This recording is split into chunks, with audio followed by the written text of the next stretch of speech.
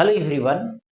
आज से स्टार्ट करने वाले हैं 11th क्लास में सदिश टॉपिक यानी सदिशों का विश्लेषण करने वाले हैं, जो ये फिजिक्स का सबसे ही महत्वपूर्ण टॉपिक है। यदि ये समझ जाइएगा तो फिजिक्स के बहुत सारे पार्ट्स आपको क्लियरली समझ में आने लगेगा। यदि आपको सदिश में दिखते रहेगी तो फिर आगे आने वाले चैप्टर में भी दिखते आएगी, क्योंकि जैसे आप पढ़ेंगे फिजिक्स में तो बहुत सारे जगह बहुत सारे टॉपिक में वेक्टर जो है, सदिश जो है वो इन्वॉल्व रहेगा। तो सबसे पहले मैं बता दूं कि आज की जो क्लास में बतलाने वाले हैं उसका आज टारगेट क्या है, क्या क्या बताएंगे, आज क्या क्या पढ़ने वाले हैं। तो सबसे पहले पढ़ने वाले हैं अदिश राशियां, दूसरा पढ़ने वाले हैं सदिश राशियां, फिर पढ़ने वाले हैं सदिशों के प्रकार, इस तरीके से।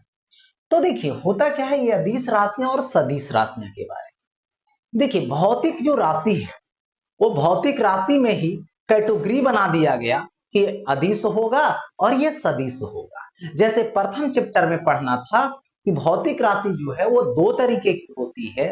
एक होती है जिसको बोलते हैं मूल राशि और दूसरे को बोलते हैं व्युत्पन्न राशि। तो सेम उसी तरीके से वहां पर जो है से मापन के आधार पे किस फॉर्मूला से कैसे मान निकालते हैं उस पे आधारित था, लेकिन यहां पर दिशा इन्वॉल्व हो रहा है, इसलिए कैटेगरी बनाया गया अदिश राशि और सदिश राशि। तो हम लोग बारी बारी से पढ़ेंगे टॉपिक को और इस कंडीशन। देखिए सबसे पहले पढ़नी है अदिश राशियां। ऐसे देखिए अदिश राशियां का मतलब सिंपली होता है कि जिसके पास सिर्फ परिमाण हो, क्योंकि कोई भी भौतिक राशि है तो उसके पास परिमाण होगा, साथ ही साथ वहां दिशा हो, है ना, उसके पास दिशा हो तब अलग हो जाएगा, और दिशा नहीं हो तब हो जाएगा अदिश। या जोड़ दिश मतलब नहीं दिशा, यानी जिसके पास दिशा नहीं हो। या नहीं तो बोल सकते हैं, देखिए जिन भौतिक राशियों को पूर्णतः व्यक्त करने के लिए केवल परिमाण की आवश्यकता होती है, दिशा की नहीं, उन्हें अदिश राशियां कहते हैं। जैसे कहने का मतलब है कि भौतिक राशियां जो है जिसको आप व्यक्त कर रहे हैं, कहीं दिखा रहे हैं, तो सिर्फ और सिर्फ परिमाण की जरूरत है, उसकी दिशा की नहीं। वहां पे दिशा कोई मीनिंग नहीं रखता है ना, तो वही क्या है, अदिश राशियां है। जैसे मैं एग्जाम्पल में बात करूं, देखिए समय। समय जैसे मान लीजिए किसी से टाइम पूछते हैं, कितना टाइम हुआ, तो बता दिया 10 बजा। ये थोड़ी बताया कि 10 बजा है पूरब में, या तो 10 बजा है पश्चिम में, या 10 बजा है दक्षिण में। ऐसा कुछ दिशा की जरूरत नहीं पड़ती। जैसे किसी का द्रव्यमान मापते हैं, तो द्रव्यमान भी क्या है, यहाँ पे द्रव्यमान भी अदिश है, स्केलर है। क्यों?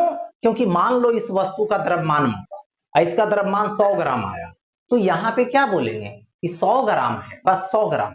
दिशा से कोई मतलब पूरब पश्चिम उत्तर दक्षिण ये सब कहीं नहीं लगाते हैं, ऊपर नीचे ये सब नहीं लगाते, तो द्रव्यमान। फिर आता है यहाँ पे दूरी।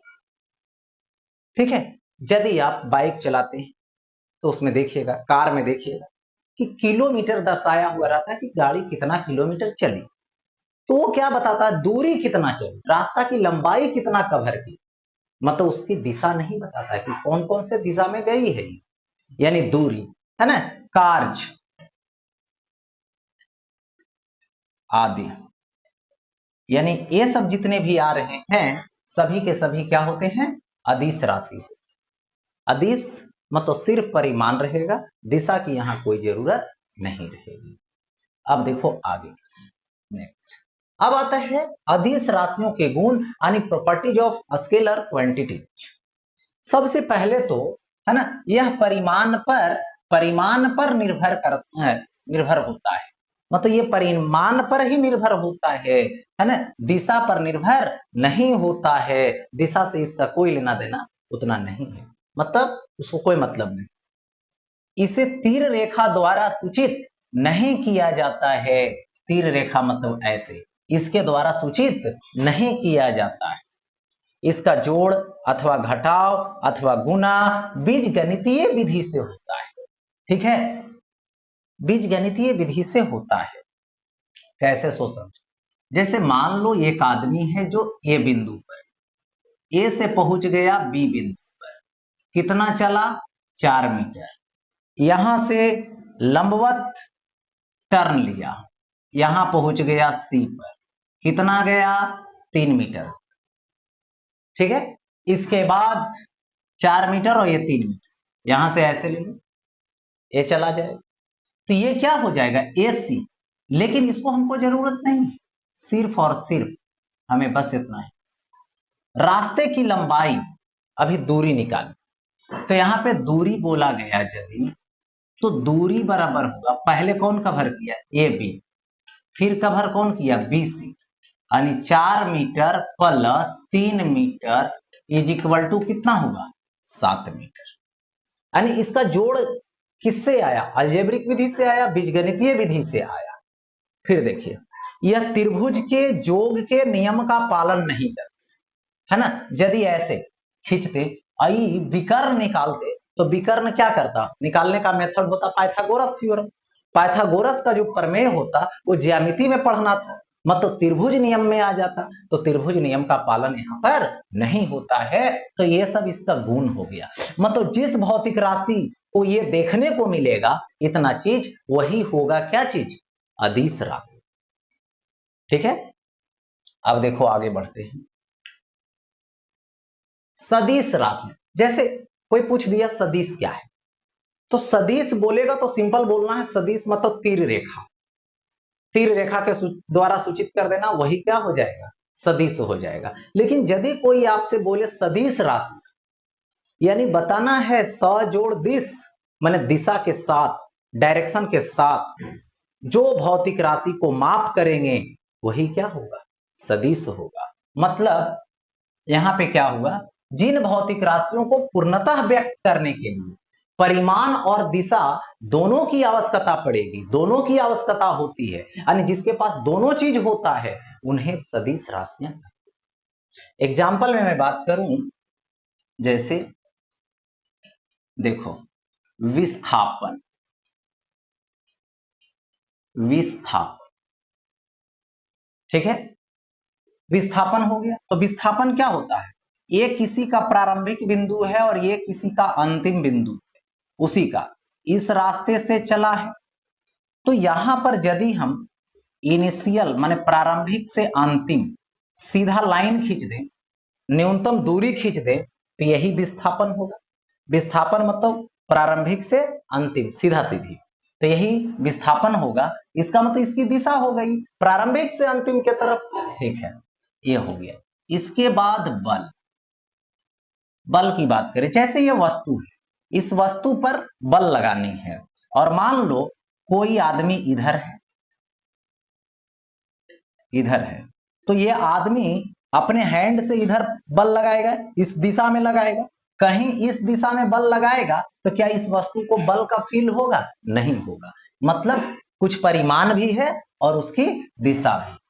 तो इस तरह से जिसके पास ऐसा होगा परिमाण और दिशा, या तो उसको व्यक्त करने के लिए दोनों चीज की जरूरत पड़ेगी, वही होगा सदिश राशियां।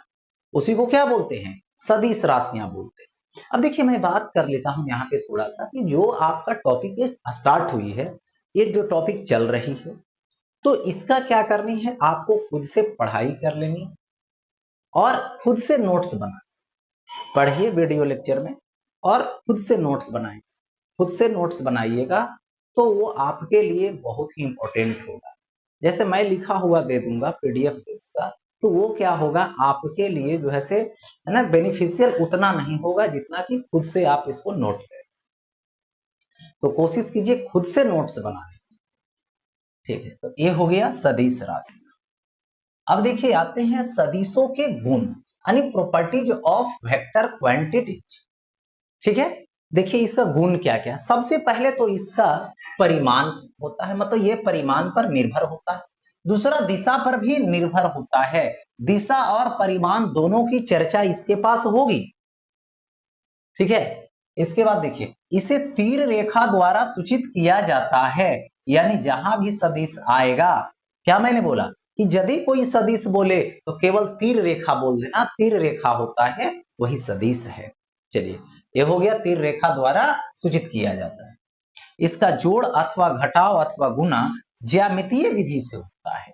ज्यामितीय विधि मतलब ज्योमेट्री लगाते हैं, ज्यामिति लगाते हैं। वो कैसे, वो दिखलाते हैं। जैसे देखिए, अभी मैंने पीछे अदिश के पास बताया कि एक आदमी ने ए से चलकर बी के पास पहुंचा, कितना मीटर गया, 4 मीटर गया, यही तो गया। इसके बाद वो आदमी कहां पहुंच गया, सी के पास, कितना मीटर गया, तो 3 मीटर गया। हो गया ऐसा। अब देखो ये क्या है इसका, यहां से dot dot dot dot dot dot dot, और ए है यहां पे विस्थापन। यही क्या है, विस्थापन है। विस्थापन सदिश है। सदिश का मतलब ये प्रारंभिक बिंदु से अंतिम बिंदु, तो विस्थापन जो होगा वो एसी होगा।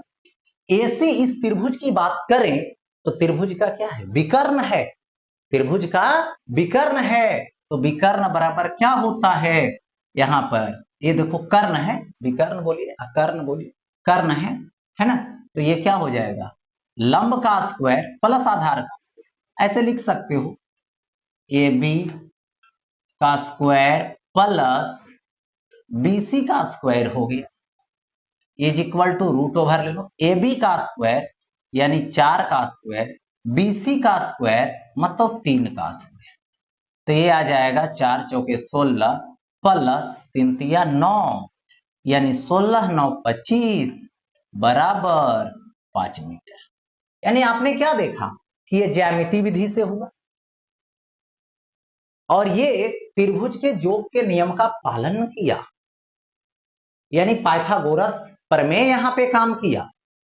ठीक है, तो यहां पर क्या हो जाएगा, यह त्रिभुज के योग के नियम का पालन करता है। देखो त्रिभुज के योग का नियम लग गया। अब याद रखेंगे कि जहां जहां पे त्रिभुज के योग का नियम लग रहा है, या तो इसका जोड़ अथवा घटाव अथवा गुना अथवा, है ना, भाग की बात नहीं करनी है, क्योंकि सदिशों का विभाजन नहीं होता। सदिश को सदिश से विभाजित करना इम्पॉसिबल है, उसको विभाजित नहीं किया जाता है। सदिश से, अदिश से कर सकते, ठीक है, लेकिन ऐसा। तो ये हो गया सदिशों के गुण से संबंधित मैटर। क्लियर, आगे बढ़ते हैं नेक्स्ट। अब देखिए, कुछ मिलेंगे, है ना, जिसके पास परिमाण भी है, दिशा भी है, लेकिन वो अदिश है। क्यों अदिश है, क्योंकि जब उसकी मापन होती है तो मापन में उसका परिमाण मायने रखता है, उसकी दिशा मायने नहीं रखती है।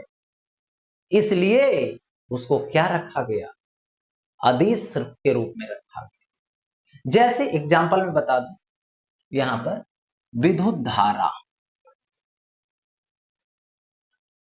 विद्युत धारा, ठीक है, नदी का प्रवाह, नदी का प्रवाह। नदी का प्रवाह का मतलब होता है नदी में पानी की धारा, नदी में जल की धारा को ही नदी का प्रवाह बोलते हैं। फिर उष्मा का प्रवाह, सुने होंगे कि यदि एक वस्तु गर्म वस्तु है, दूसरा वस्तु ठंडा वस्तु है, दोनों को एक दूसरे के संपर्क में लाते हैं, तो उष्मा गर्म वस्तु से ठंडा वस्तु में प्रवाहित होने लगती है। इसका मतलब इसकी दिशा भी फिक्स है कि गर्म वस्तु से ठंडा वस्तु में जाएगी। लेकिन जब इसकी मापन होती है तो मापन में दिशा का मायने नहीं होता है, मायने नहीं रखता है वहां पे, ठीक है, महत्व नहीं रखता है। उसी तरीके से विद्युत धारा सुने होंगे कि विद्युत धारा जो है उच्च वोल्टता से निम्न वोल्टता में प्रवाहित होती है, लेकिन उसका जब जो है से बात करें मापन की, तो मापन में दिशा मायने नहीं रखती है, सिर्फ और सिर्फ परिमाण मायने रखती है ना। तो ये सब जो है चीजें जो है नदी का प्रवाह, जैसे विद्युत धारा की प्रवाह हुआ उसी तरह से नदी की प्रवाह है। विद्युत धारा की प्रवाह में इलेक्ट्रॉन का प्रवाह होगा, या तो आवेश का प्रवाह होगा, या तो आयन का प्रवाह होगा। लेकिन नदी का प्रवाह में जल की धारा होगी, जल का प्रवाह होगा, लेकिन वो भी एक प्रकार का प्रवाह है, उसकी भी दिशा होती है ऊंचा से नीचा की। लेकिन जब उसकी मापन होती है तो उसमें दिशा मायने नहीं रखता है, सिर्फ और सिर्फ परिमाण मायने रखता है, इसलिए वो क्या है, अदिश राशि। तो यहां पर ये सब क्या है, अदिश हैं। कैसा है, अदिश राशि है, क्योंकि इसका जो मेजरमेंट होता है, मापन होता है, उसका जो है से परिमाण पर सिर्फ निर्भर करता है, दिशा पर निर्भर नहीं करता। इसीलिए विद्युत धारा, जैसे विद्युत धारा में एक बात और खास है कि जैसे एक तार इधर से आई, एक तार इधर से आई, इधर से आ रही है 3 एम्पियर, इधर से आ रही है 4 एम्पियर, किसी भी तरफ से आए, आने का रास्ता है और ये जाने का रास्ता है, तो जितना आया उतना चला जाएगा। इसमें कोई रूल नहीं लगा, कोई ज्यामितीय विधि नहीं लगा, इसको दिशा से कोई मतलब नहीं है। कोई दिशा से आवे, जितना आएगा उतना चला जाएगा, जितना इनकमिंग होगा उतना आउटगोइंग। मैटर क्लियर, आगे बढ़ता हूं नेक्स्ट। अब देखिए, सदिश राशियों का निरूपण और संकेतन, यानी representation of vectors and notation. यानी सदिश राशि को एक तीर रेखा द्वारा सूचित किया जाता है। यानी एक सदिश है, जिस सदिश को आप तीर रेखा द्वारा सूचित करें। देखिए ऐसे, ये जो है तीर रेखा द्वारा सूचित कर दी। अब देखो यहां पर कौन सदिश है, तो सदिश ए। कौन सदिश, ए। देखो ए पर भी एरो दिए, लेकिन इस एरो का मतलब सिर्फ है कि मैं एक सदिश हूं, यानी ये जो राशि है वो सदिश है।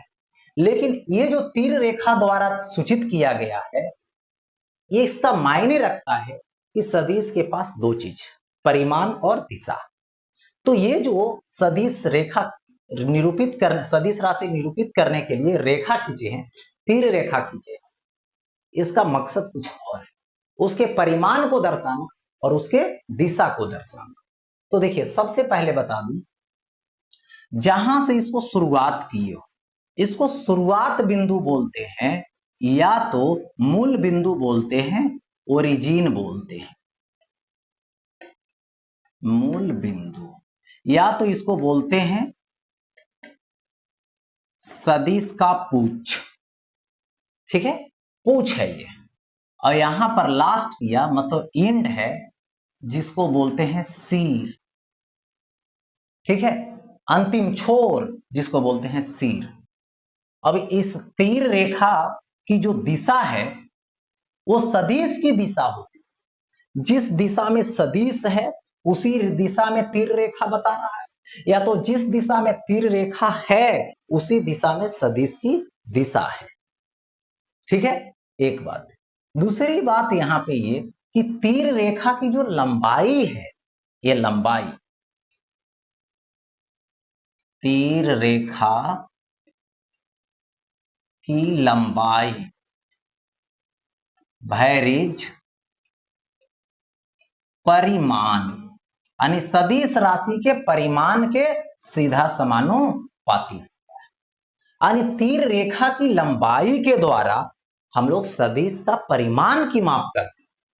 सदिश की परिमाण मापना हो तो तीर रेखा की लंबाई, जितना लंबा होगा तीर रेखा उतना जो है से परिमाण भी बराबर होगा, और जितना तीर रेखा की लंबाई कम होगी उतना परिमाण भी कम होगा। जहां पर बड़ा सा सदिश है उसको बड़ा सा तीर रेखा द्वारा सूचित करो, जहां पे छोटा सा है तो छोटा सा। जैसे देखो यहां पे एग्जांपल दिखा, जैसे एक वस्तु है बॉडी मॉडल ए, इस पर इधर के तरफ कोई बल लगाया 10 न्यूटन का, और एक वस्तु बी है, इधर के तरफ कोई बल लगाया 5 न्यूटन का। दिशा तो दोनों बराबर है, लेकिन एक बड़ा सा लंबाई होगा और एक क्या होगा, छोटा सा लंबाई होगा। ठीक है, सदिश ए और सदिश बी, यानी इस पर बल बड़ा है तो बड़ा तीर रेखा, इस पर छोटा बल है तो छोटा तीर रेखा, और दोनों की दिशा एक ही तरफ है। ठीक है, दोनों की दिशा जो है वो एक तरफ लिया गया है। अब देखिए आगे, इसका एग्जाम्पल करवाते हैं। इसका एग्जाम्पल किस तरीके से है सो, ए सदिश है 4 मात्रक उत्तर की ओर, 4 मात्रक उत्तर की ओर। अब देखिए यहां से दिशा निरूपित कीजिए, इधर है उत्तर, इधर है दक्षिण, इधर है पूरब, इधर है पश्चिम, नॉर्थ ईस्ट साउथ वेस्ट। किधर के तरफ जाना है? 4 मात्रक उत्तर की ओर जाना है। तो 4 मात्रक जब उत्तर की ओर जाओगे तो क्या होगा? देखिए, 1 मात्रक बराबर स्केल पर 1 सेंटीमीटर मान लो। कितना मान लो? 1 सेंटीमीटर। 1 मात्रक, जैसे मीटर में भी हो सकता है वो मात्रक, न्यूटन में भी हो सकता है, वेलोसिटी रहेगा, वेग रहेगा तो मीटर पर सेकंड में भी हो सकता है।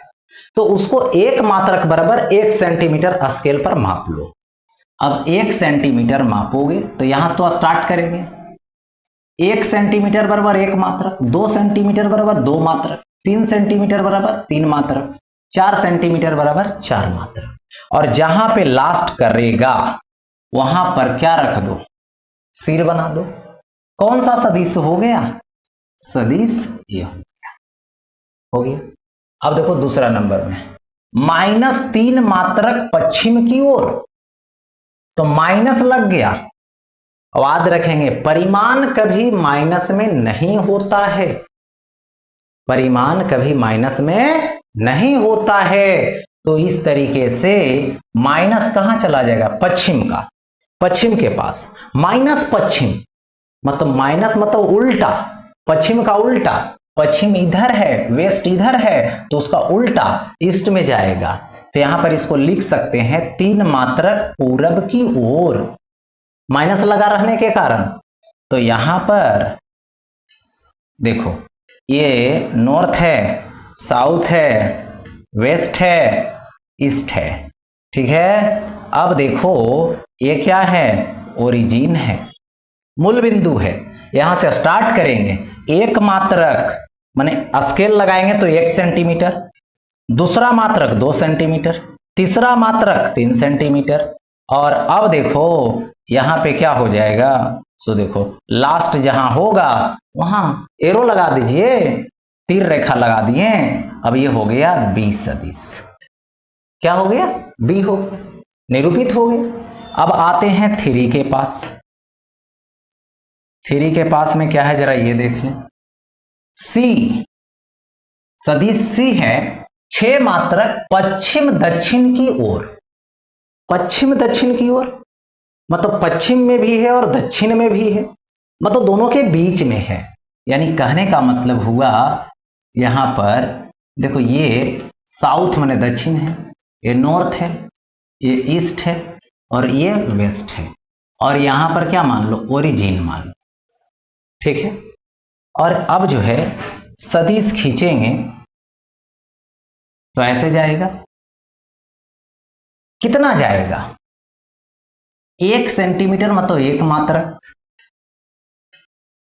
2 सेंटीमीटर मतलब 2 मात्रक, 3 सेंटीमीटर मतलब 3 मात्रक, 4 5 6 हो गया। तो ये क्या हो जाएगा? सदिश सी हो जाएगा। और कितना डिग्री का? बीचों बीच गया, तो यहां पर इधर से कोण बनाएंगे तो 45 डिग्री, या तो इधर से कोण बनाएंगे तो 45 डिग्री, यानी किसी भी तरफ से बनाइए 45 डिग्री भी बनेगा। ठीक है, अब देखो आगे, इसके बाद आता है डी वेक्टर।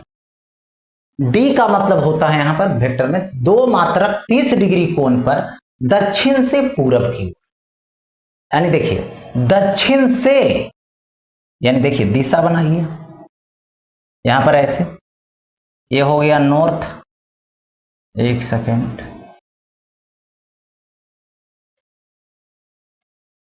ये हो गया उत्तर, पूरब, पश्चिम, ये दक्षिण। दक्षिण से किधर बनाना है? पूरब की ओर। तो दक्षिण ये है, पूरब ये है। कितना डिग्री का कोण बनाना है? 30 डिग्री का कोण। दक्षिण से पूरब की ओर चाप लीजिए, ये ओरिजिन है। ये देखो, दक्षिण से पूरब की ओर 30 डिग्री का कोण मैंने बना दिया। बन गया, 30 डिग्री का कोण बन गया। कितना मात्रक जाना है? तो 2 मात्रक। 1 सेंटीमीटर ले लो, दूसरा सेंटीमीटर, तीर रेखा खींच दो, वेक्टर का नाम डी दे दो। दक्षिण से पूरब की ओर 30 डिग्री का कोण बना दो, 2 मात्रक ले लो, है ना, सदिश निरूपित कर दो। तो ये हो गया सदिश का निरूपण। आगे बढ़ता हूं, देखिए अब आता है सदिश का मापांक, मॉडुलस ऑफ वेक्टर। किसी सदिश के परिमाण की माप को प्रकट करने वाली जो धनात्मक संख्या होती है ना, धनात्मक संख्या को उस सदिश का मापांक कहते हैं। जैसे देखिए होता क्या है, जैसे मैं यहां पर ले लूं कि ये जो है फोर्स है, इसकी वैल्यू 20 न्यूटन, ठीक है, पूरब की ओर है। किधर है? पूरब की ओर। तो इसमें जो ये 20 आया, ये धनात्मक संख्या जो आ रहा है, ठीक है, वही इसका क्या है? मापांक है। उसी को मापांक कहते हैं। माप जोड़ अंक, मतलब मापने वाली जो न्यूमेरिकल वैल्यू आ रही है, मापने वाली जो वैल्यू आ रही है वही है, ठीक है। अब देखो, तो इस सदिश का जो मापांक होता है, देखो सदिश ए का मापांक बराबर, यानी मॉडुलस, यानी इस तरीके से लगा दो। मोड लगाने के बाद दिशा विलुप्त हो जाती है, दिशा की कोई मतलब नहीं होती है, सिर्फ और सिर्फ परिमाण की मतलब होती है, यानी ए होगा। क्या होगा? ए। सिर्फ ये एरो हट जाएगा, है ना, माप मोड हटाने पर एरो हट जाता है। तो ये हो गया सदिश का मापांक से संबंध, यानी उसकी मात्रा से। अब आगे बढ़ते हैं नेक्स्ट। देखिए, सदिश का वास्तविक संख्या से गुणन, यानी multiplication of vectors by real number. किसी सदिश को वास्तविक संख्या से गुणा करने पर सदिश की दिशा या परिवर्तित रहती है, मतलब नहीं बदलती है। सदिश की दिशा पर कोई फर्क नहीं पड़ेगा, बल्कि उसका परिमाण बदल जाता है। जैसे मान लेता हूं अभी किसी का वेलोसिटी, वेग 4 मीटर पर सेकेंड है, 4 मीटर पर सेकेंड है ना, किधर की ओर? तो यहां पर उत्तर की ओर दिया। इसको तुम 2 से गुना कर दो, वेग को डबल कर दो।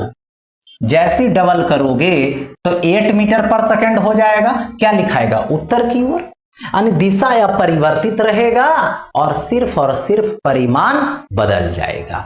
इसलिए मान लीजिए सदिश ए है, तो ये इसमें n मल्टीपल करेंगे तो एक सदिश बन जाएगा ए ही, ए डैश हो जाएगा। दिशा वही रहेगा, बस परिमाण बदलेगा। हो गया? आगे बढ़ता। अब आगे आता है, यहां पर देखिए सदिशों के प्रकार, यानी टाइप्स ऑफ वेक्टर्स। तो इसमें जो टाइप्स ऑफ वेक्टर्स हैं, उसमें सबसे पहले आता है यहां पे पोलर वेक्टर्स, जिसको बोलते हैं ध्रुवीय सदिश। ठीक है, ध्रुवीय सदिश का मतलब क्या होता है सो देखिए। जैसे मैं विस्थापन लेता हूं, क्या लिया एग्जाम्पल में? विस्थापन। ठीक है, तो विस्थापन का मतलब ये बिंदु है, ये यहां से कोई प्रारंभ करेगी चलना, देखिए ऐसे ऐसे जाएगी, यहां पर पहुंच जाएगी और यहां से dot dot dot dot dot dot ऐसे ज्वाइन कर दोगे तो यही विस्थापन होगी, जिसका एक प्रारंभिक बिंदु होगा और यही जो प्रारंभिक बिंदु होगा, है ना, यहां से अंतिम बिंदु तक की जो न्यूनतम दूरी होगी उसी को तो विस्थापन कहते हैं। प्रारंभिक बिंदु और अंतिम बिंदु के बीच की न्यूनतम दूरी को विस्थापन कहते हैं। तो इसके लिए क्या हुआ? एक प्रारंभिक बिंदु हुआ, तो तो ये प्रारंभिक बिंदु वाले जो होंगे, जिसके पास एक प्रारंभिक बिंदु होगा, जिस सदिश के पास एक प्रारंभिक बिंदु होगा, वही क्या होगा, ध्रुवीय सदिश होगा। यानी विस्थापन कैसा सदिश है, ध्रुवीय सदिश है। वेग बराबर विस्थापन बटे समय, यानी वो भी ध्रुवीय सदिश है।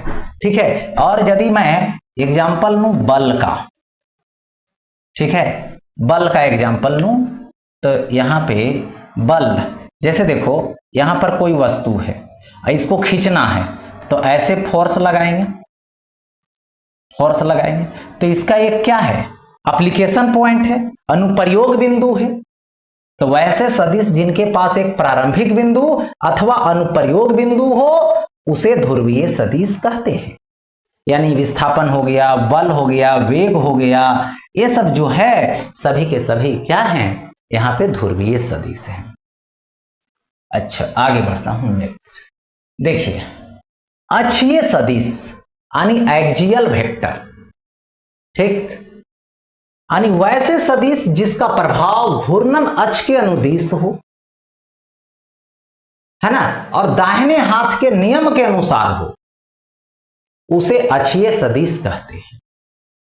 यानी वैसे सदिश जिसका, है ना, प्रभाव घूर्णन अक्ष के अनुदिश दाहिने हाथ के नियम के अनुसार होता है, उसे अक्षीय सदिश कहते हैं। जैसे मैं बात करूं यहां पर कि ये बोतल है, बोतल का ये ढक्कन है, बोतल अपने पास रखेंगे और ढक्कन को खोले, तो ढक्कन को जब खोलोगे तो ऐसे घुमाना पड़ता है, एंटी क्लॉकवाइज, ऐसे घुमाओगे, और जब ये घुमाओगे ऐसे ऐसे, तो अंगूठा देखो ऊपर दिखा रहा है, तो ये ढक्कन जो है ऊपर खिसकेगा, यानी घूर्णन अक्ष के अनुदिश जा रहा है, प्रभाव दिखा रहा है, और दाहिने हाथ के नियम के अनुसार, दाहिने हाथ के हस्त नियम, ठीक है, इस तरह से घुमाएंगे तो ऊपर जा रहा है। और यही यदि इसको का मतलब कसना रहेगा, इस ओपन करना है तब, और लगाना है तो ऐसे घुमाना पड़ता है, क्लॉकवाइज।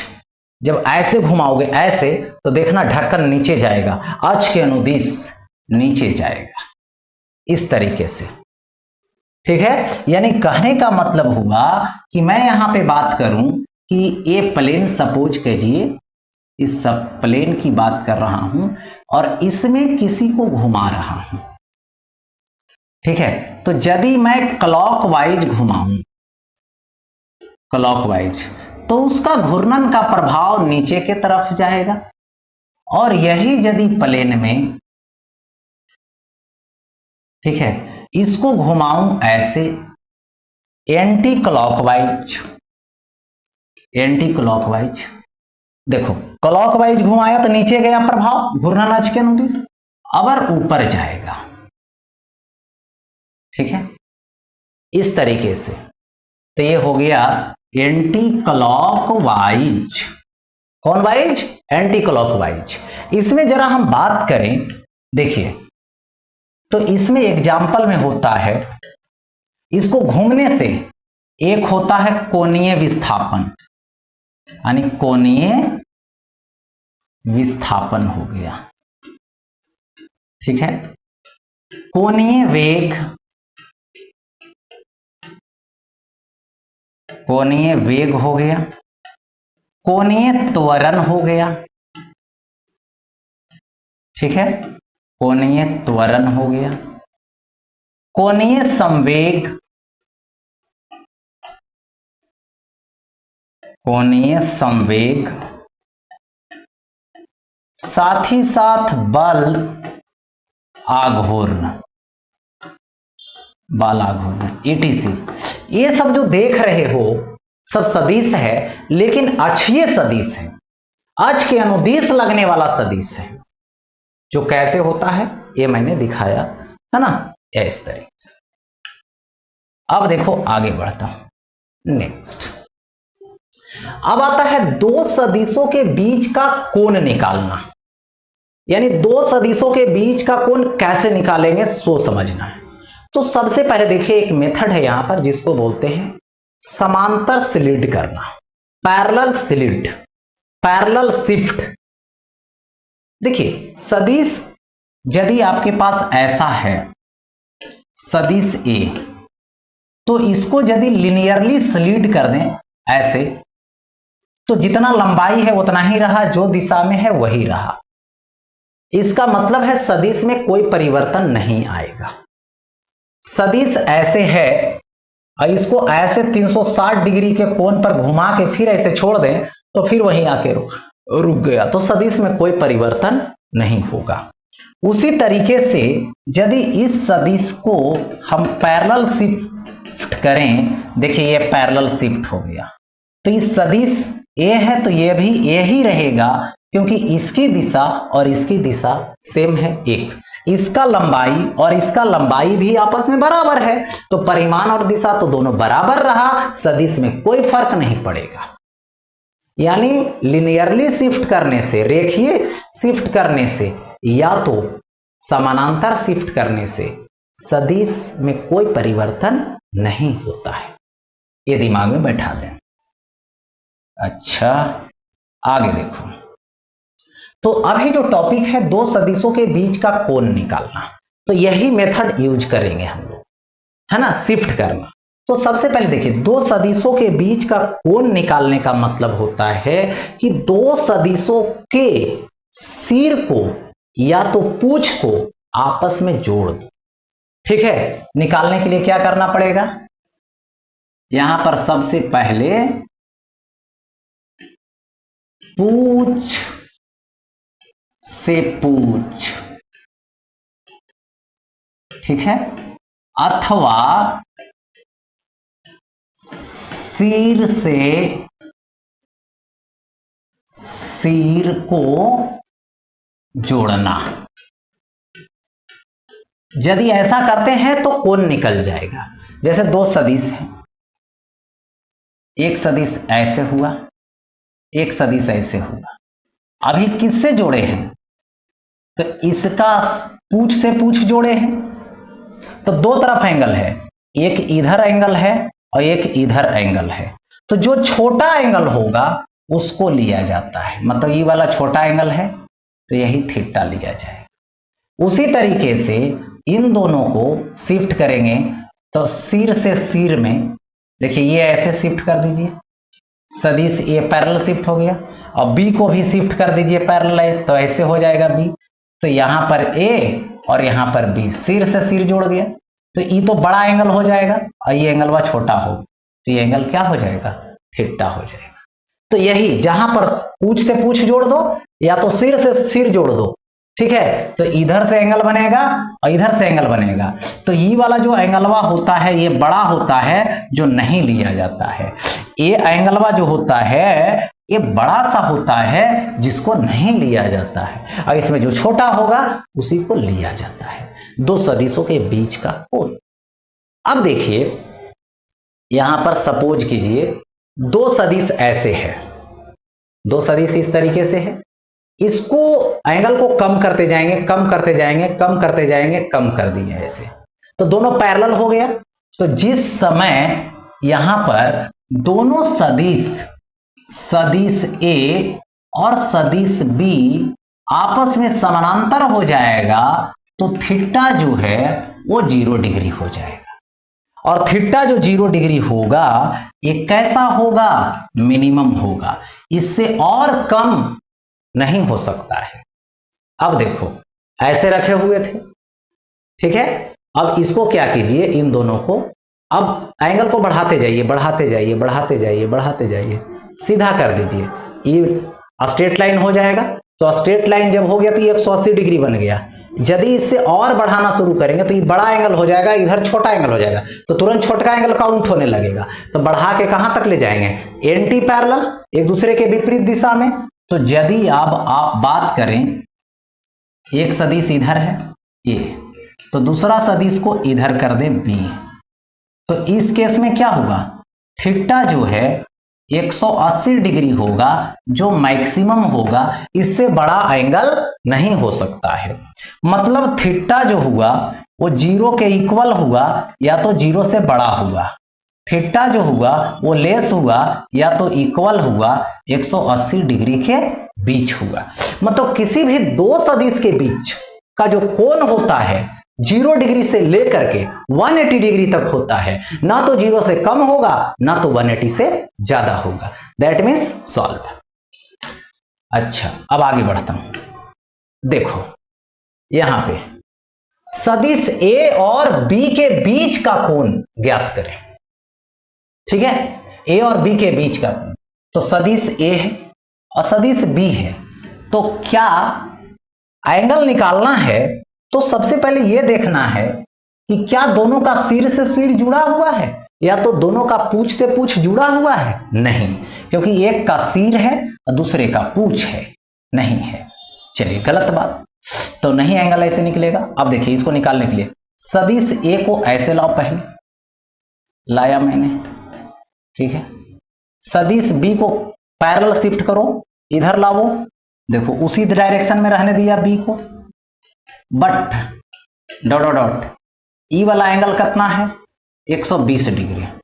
मुझे एंगल कौन चाहिए, जब सिर से पूंछ को जोड़ा तो ई वाला एंगल चाहिए मुझे, तो ये एंगल क्या है, थीटा है। मालूम नहीं, इसी को तो निकालना है। तो थीटा और 120 स्ट्रेट लाइन पे है, तो theta plus 120 degree is equal to 180 degree. तो theta is equal to 120 minus में जाएगा, तो 180 माइनस 120, तो ये कितना होगा 60 डिग्री होगा, यानी theta is equal to 60 degree हो गया। अब देखो आगे, यहां पर आ जाइए। अब देखो यहां पर देखेंगे कि क्या दोनों सिर से सिर या तो पूंछ से पूंछ जुड़ा हुआ है, तो हाँ है ना जी, दोनों का पूंछ से पूंछ जुड़ा हुआ है। तो ई वाला एंगल कितना होगा 30 डिग्री होगा, क्योंकि ये 60 है तो ये 30 होगा, 90 होता है, ई तो 90 डिग्री हो ही गया। तो इसके बीच का जो ये एंगल होगा ये पूरा होगा थीटा। तो थीटा इज इक्वल टू कितना होगा, पहले 30 होगा डिग्री, फिर 90 डिग्री होगा और फिर प्लस 30 डिग्री, तो ये कितना हो जाएगा 90 30 120 और 30 150 डिग्री। थीटा निकल गया 150 डिग्री, किसके बीच, ए और बी के बीच, ए और बी के बीच। तो इस तरीके से दो सदिश के बीच आप चाहेंगे तो एंगल निकाल सकते हैं। That is solve. आगे बढ़ता हूं नेक्स्ट। अब चलते हैं ध्रुवीय सदिश का प्रकार। सबसे पहले देखिए, प्रथम जो सदिश है उसका नाम है समानांतर सदिश, जिसको बोलते हैं पैरेलल वेक्टर। ठीक है, यानी पैरेलल वेक्टर का मतलब हुआ, जैसे सपोज मानिए कि हमारे पास एक वेक्टर ये दे रखा है सदिश ए, और इसी के पैरेलल ये वेक्टर बी दे रखा है। ठीक है, तो दोनों के बीच क्या है, theta is equal to 0 degree. यानी दो सदिश जब 0 डिग्री पर हो, या तो बोल सकते हो समानांतर हो, दोनों का परिमाण बराबर हो सकता है या नहीं भी हो सकता है। तो यही क्या है, देखो जो ऐसे सदिश जिसका दिशा समान हो, दिशा दोनों का समान हो, उसे समांतर सदिश कहते हैं। अब देखो दूसरा है विरोधी समांतर सदिश, जिसको एंटी पैरेलल वेक्टर बोलते हैं। यानी एंटी पैरेलल वेक्टर मतलब हुआ कि जैसे एक सदिश इधर जा रहा है, दूसरा सदिश उसका विरोधी है, बोला हम इधर जाएंगे, तो बोला नहीं तुम्हारे विपरीत जाएंगे, तो ये क्या हो गया, अपोजिट डायरेक्शन में हो गया। यानी दोनों के बीच थीटा की बात करें तो मैक्सिमम एंगल पर है ना 180 डिग्री पर है। तो ये क्या हो गया, वैसे सदिश जिसकी दिशा विपरीत हो उसे समांतर सदिश कहते हैं, वो समांतर सदिश वाला हो गया। ठीक है, अच्छा आगे देखिए नेक्स्ट, समान सदिश, यानी जिन सदिशों के समान माने बराबर, और सदिश के पास दो ही चीज होते हैं, परिमाण और दिशा, और दोनों जो एक जैसा हो गया तो समझेंगे इक्वल हो गया, इक्वल वेक्टर्स हो गए। यानी वैसे सदिश जिसका परिमाण बराबर और दिशा समान होते हैं उसे समान सदिश कहते हैं। जैसे देखिए एक वेक्टर इधर खींचिए ए इस दिशा में, और दूसरा वेक्टर भी खींचिए बी इसी दिशा में, दोनों का लंबाई बराबर है, दोनों का दिशा समान है, तो सदिश ए बराबर सदिश बी हो गया। सदिश ए बराबर सदिश बी दे दिया गया।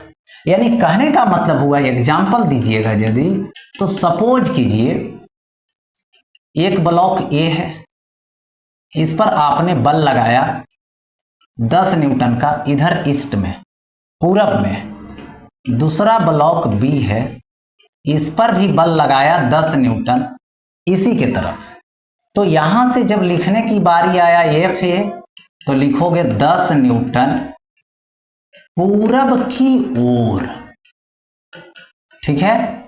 F B is equal to भी क्या लिखेगा, 10 न्यूटन पूरब की ओर। दोनों में सेम है, दोनों में कोई परेशानी नहीं है, ठीक है।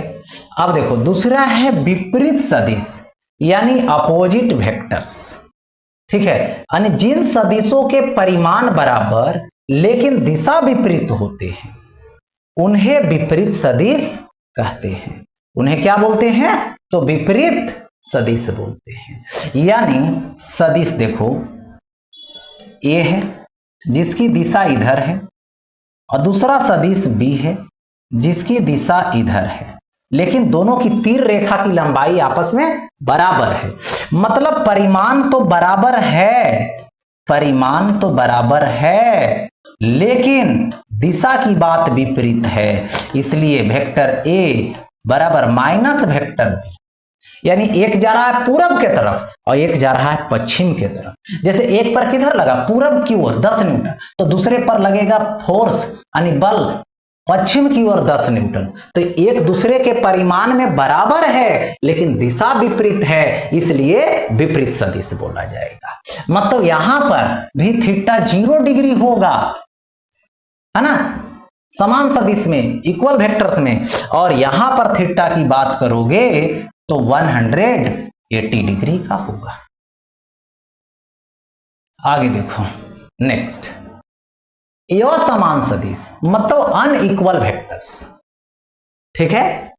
अब यहां पर समझना है क्या, जिन सदिशों के परिमाण बराबर, ठीक है, लेकिन अलग अलग, देखो परिमाण बराबर लेकिन दिशा अलग।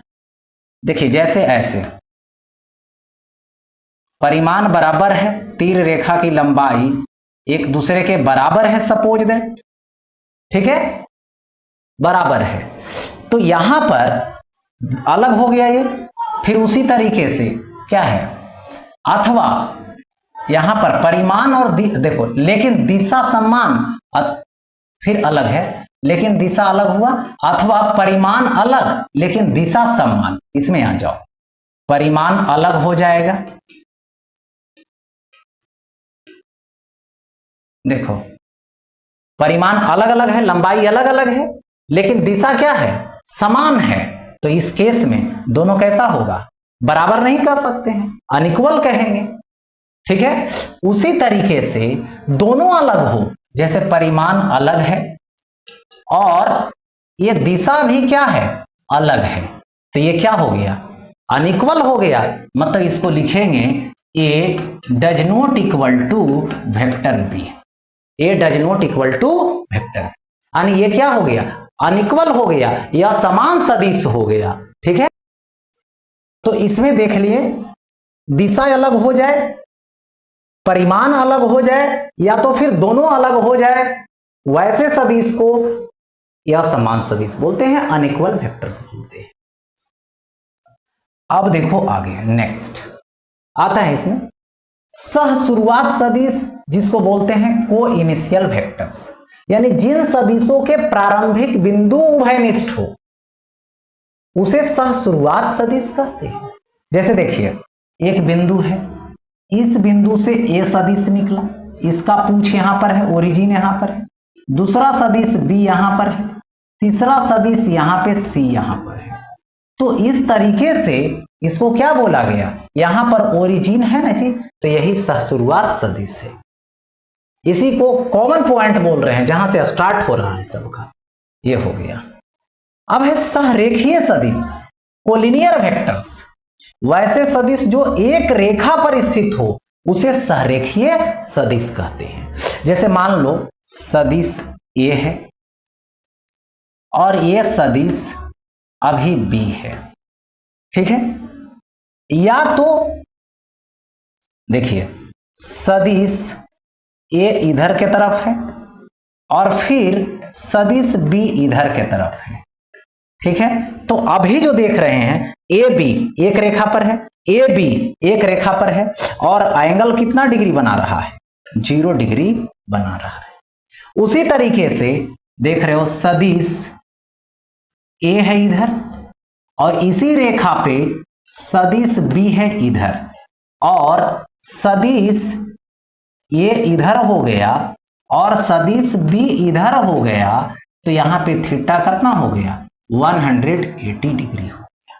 यानी ये भी क्या है? ये दोनों क्या है? एक रेखा में है। ए बी क्या है? एक रेखा में है। ठीक है, डायरेक्शन अलग है, चलेगा, अपोजिट है, तो यह सहरेखीय सदिश हो गया। अब नेक्स्ट देखो, सहतलीय सदिश। माने सहतलीय मतलब एक तल में जो स्थित हो, जो एक तल बनाने का काम करे। ठीक है, जैसे यहां पे मैं बात करूं, वैसे सदिश जो एक ही तल में स्थित हो उसे सहतलीय सदिश कहते हैं।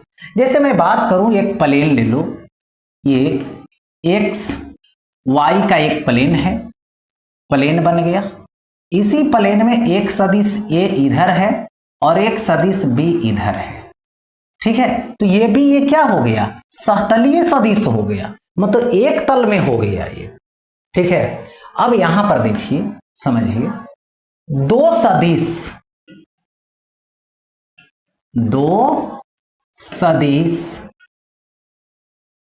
हमेशा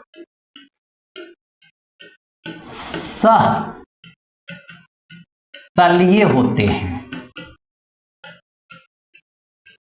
दो सदिश हमेशा सहतलीय होते हैं। जैसे मान लो ये दो सदिश है, और ये दो सदिश जो है एक प्लेन में हमेशा होगा। ठीक है, ये हमेशा क्या होगा? एक प्लेन में होगा। जैसे देखो, एक प्लेन बना लिया, या तो ऐसे रखें तो एक प्लेन बना लिया ये। ठीक है, एक प्लेन में हो गया। ऐसे रखेंगे तो पर भी एक प्लेन ऐसे बना लेगा, यानी कहीं भी इसको रखेंगे तो सहतलीय होगा, एक ही तल बनाएगा। एक बात। दूसरी बात देखिए, दो से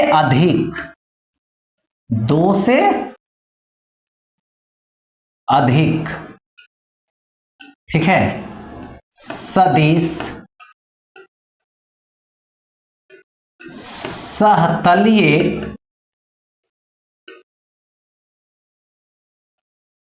हो सकते हैं या नहीं।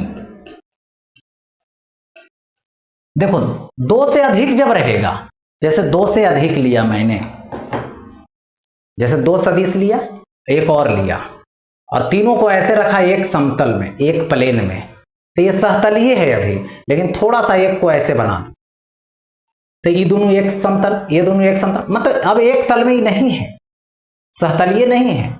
सहतलीय हो सकता है या फिर सहतलीय नहीं भी हो सकता है, तीनों। ठीक है, 3 रहेगा, 4 रहेगा, तो इस तरीके से बोलना है।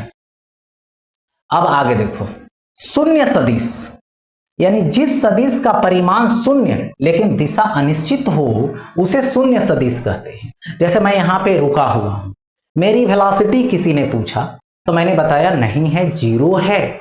अब किसी ने दिशा पूछ दिया तो दिशा का जवाब क्या दोगे? कुछ नहीं। जब है ही नहीं तो क्या दोगे? नहीं। माने दिशा निश्चित नहीं है, अनिश्चित है ना, उसको डिफाइन नहीं कर सकते। देखिए, होता शून्य सदिश क्या है? जैसे आप सदिश ए लें और सदिश को जोड़ दें माइनस सदिश को, इसके नेगेटिव को, इसके ऋणात्मक को, ठीक है, अपोजिट को, तो यहां पर क्या हो जाएगा? दोनों को जोड़ेगा तो 0 आएगा। और देखिए, सदिश जोड़ सदिश हमेशा सदिश होता है, तो सदिश हो गया, 0 सदिश हो गया। ठीक है, ऐसा होता है। 0 सदिश जोड़ने से, किसी सदिश के साथ 0 जोड़ने से, 0 घटाने से, 0 सदिश घटाने से कोई फर्क नहीं पड़ता है। लेकिन यदि किसी सदिश के साथ 0 सदिश से गुना कर दीजिएगा तो वो भी सदिश 0 हो जाएगा। अब देखिए आगे, अब एक आता है समवर्ती सदिश, जिसको बोलते हैं कॉनकरेंट वेक्टर्स, यानी वैसे सदिश जो एक बिंदु से गुजरने वाला होता है उसे समवर्ती सदिश कहते हैं। जैसे देखो, एक सदिश इधर की तरफ गया, सदिश ए है। एक सदिश इधर की तरफ गया, सदिश बी है। एक तरफ इधर से गया तो सदिश सी है। सब इस बिंदु से गुजरा है, तो यही क्या है, तीनों जो सदिश है वो समवर्ती सदिश है, या तो फिर बोल सकते हो कॉनकरेंट वेक्टर्स। अच्छा, अब आता है इकाई सदिश, मतलब यूनिट वेक्टर्स। ठीक, यानी वैसे सदिश जिसका परिमाण इकाई हो उसे इकाई सदिश कहते हैं। इकाई सदिश का मतलब जिसका परिमाण 1 हो, मतलब जिसका परिमाण 1 हो, ठीक है, उसे इकाई सदिश बोलते हैं। और इकाई सदिश का मतलब होता है, देखिए, इकाई सदिश बराबर सदिश बाई सदिश का परिमाण। क्या होता है? सदिश बाई सदिश का परिमाण होता है।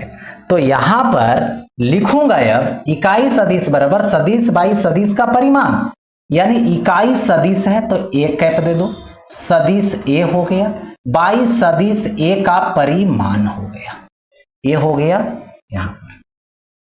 अच्छा, अब देखिए, समझिए, यहां पे ए जो वेक्टर है इधर ले लाइए, तो सदिश ए इज इक्वल टू सदिश ए का मॉडुलस परिमाण, और ये होता है ए कैप, यानी सदिश ए बराबर ए, और ये क्या होगा, ए कैप, यूनिट वेक्टर, इकाई सदिश। मतलब इकाई सदिश है, जो सदिश है उसी सदिश में उसी सदिश के परिमाण से डिवाइड कर दीजिए, इकाई सदिश आ जाएगा। इकाई सदिश का काम है दिशा को निरूपित करना, और परिमाण के साथ जब मल्टीप्लाई होगा तो परिमाण में कोई परिवर्तन नहीं करेगा। ठीक है, यह इकाई सदिश की खास बात है। अब देखो, यहां पर इकाई सदिश जो है दिशा को निरूपित करने के लिए लाया जाता है। जैसे देखिए, यहां पर इधर जो एक्सिस है एक्स एक्सिस है, इधर जो एक्सिस है ये वाई एक्सिस है, और ये जो बाहर के तरफ एक्सिस है वो जेड एक्सिस है।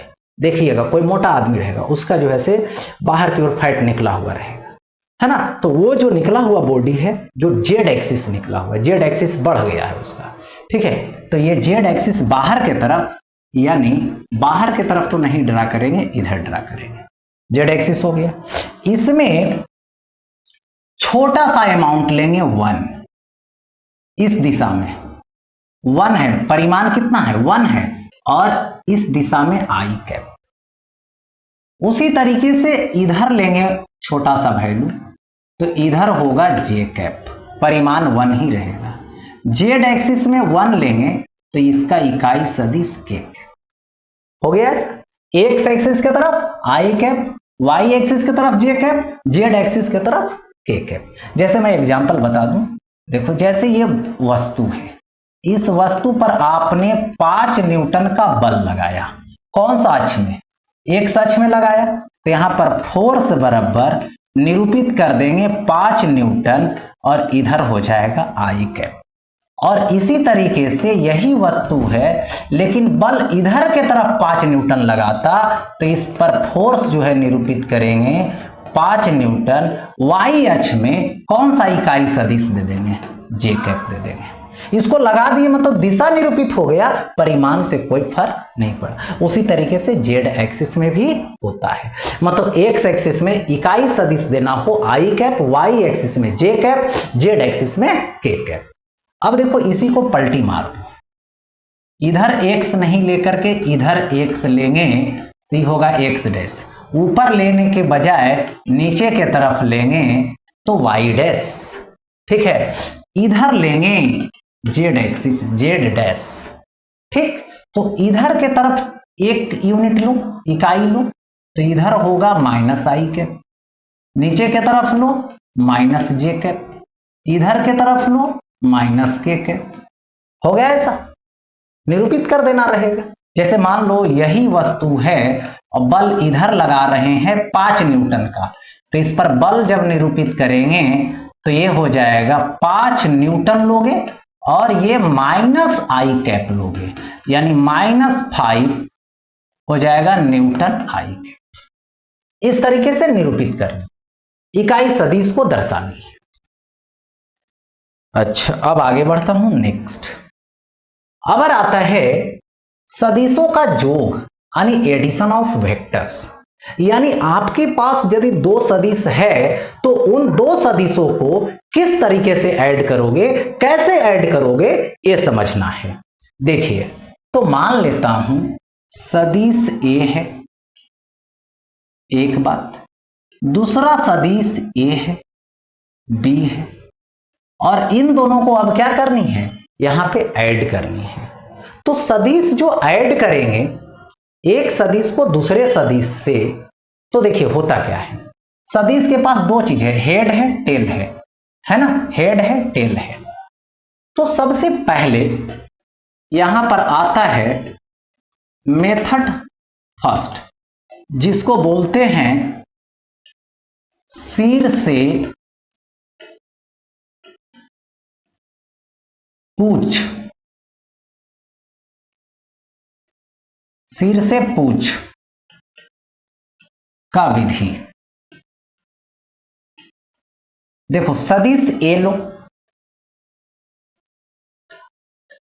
और ले लिए, और बी को लाइए, इसके सिर से इसके पूछ को जोड़ना है, तो ऐसे जुड़ गया, इसके सिर से पूछ जुड़ गया, और यहां से अब बचा कौन, इसका पूछ और इसका सिर, ऐसे मिला दीजिए, तो ये हो गया परिणामी सदिश।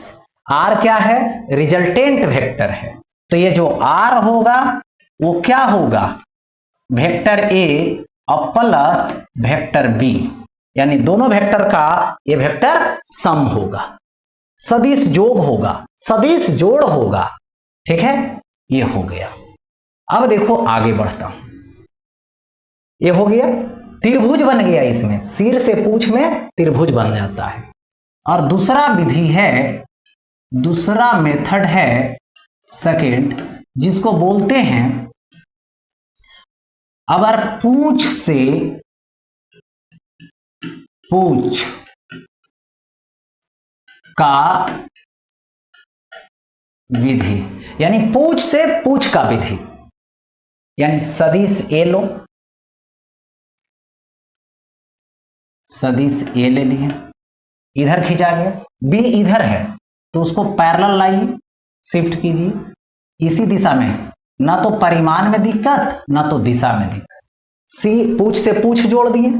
अब देखो पूछ से पूछ जोड़ने पर क्या होता है कि इसका पैरेलल ऐसे खींच दीजिए और इसका पैरेलल ऐसे खींच दीजिए, तो सदिश ए है, सदिश ए हो गया, सदिश बी है, सदिश बी हो गया। अब यहां से रिजल्ट खींच दीजिए, ये आर आ जाएगा, हो गया ऐसा। तो यदि ए और बी देखें इधर मिटा करके, तो ए और बी तो यही वाला दिख रहा है, और ये जो है से तीसरी भुजा दिख रहा है, तो पहली भुजा, दूसरी भुजा, ये तीसरी भुजा, तो तीसरी भुजा जो होती है आर, वो A plus vector A plus B के बराबर होती है। यहां पर विकर्ण हो जाता है और यहां पर तीसरी भुजा हो जाती है। ये भुजा और ये भुजा को आसन भुजा बोलते हैं, और जिसका जो उभयनिष्ठ बिंदु है उससे खींचा हुआ विकर्ण ही क्या करता है, परिणामी सदिश बतलाता है। तो परिणामी सदिश R is equal to A plus B हो गया, मतलब इस तरीके से जोड़ना है। अब देखो आता है परिणामी सदिश यानी रिजल्टेंट वेक्टर। तो आपने क्या देखा, दो सदिशों को जोड़ा गया है, दो सदिशों को जोड़ा गया है, लेकिन तीर रेखा के साथ, दिशा के साथ, यानी सम्मिलित प्रभाव बता रहा है। इसका मतलब यहां पर हुआ सदिश जो है वह एकल सदिश जो दो या दो से अधिक सदिशों के सम्मिलित प्रभाव के बराबर होता है। यानी एक ऐसा सदिश बनता है जो दो या दो से अधिक सदिश जब मिलते हैं तो उसका जो कंबाइंड इफेक्ट होता है, जो सम्मिलित प्रभाव होता है, उसके बराबर होता है, वही परिणामी सदिश है। उसी को परिणामी सदिश बोलते हैं, रिजल्टेंट वेक्टर बोलते हैं। दो सदिश मिलेगा तो r बराबर a प्लस b होगा, तीन सदिश मिलेगा तो रिजल्टेंट r बराबर a plus b plus c होगा। उसी तरीके से जितना सदिश जुड़ेगा उसकी जो सम्मिलित प्रभाव होगी उसके बतलाने वाला जो क्या होगा, एकल सदिश होगा, वही परिणामी सदिश है। ठीक है, परिणामी सदिश। तो यहीं तक आज का क्लास रहा, फिर मिलते हैं नेक्स्ट क्लास में।